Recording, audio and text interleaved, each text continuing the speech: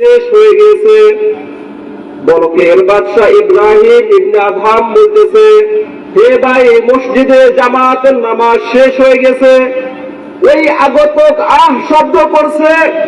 ইব্রাহিম ইবনে Adham বলতেছে, ভাই তুমি জামাতের সাথে নামাজ আদায় করতে পারো নাই, তুমি শব্দ করেছো, তোমার শব্দটা আমাকে দাও আর আমার জামাতের নামাজের সবটা তুমি নিয়ে যাও।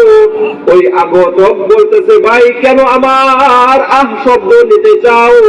ওই আমি ইব্রাহিম ইবনে আদহাম দেখতেছিলাম তুমি জামাতের সাথে নামাজ আদায় করতে পারো নাই, তুমি জামাতের সাথে নামাজ আদায় করতে পারো নাই।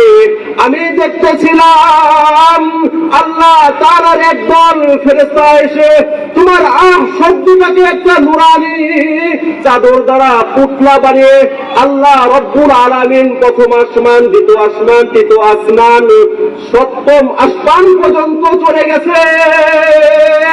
এমন একটা শব্দ যদি আল্লাহ তাআলার দরবারে যদি আমি উপস্থাপন করতে পারি, এমন একটা শব্দ দিনে ব্যথা নিয়ে যদি আল্লাহ তাআলার দরবারে হাজির হইতে পারে, এই একটা শব্দ দ্বারা আমি আল্লাহ তাআলার জান্নাতে চলে যেতে পারবো। সুবহানাল্লাহ।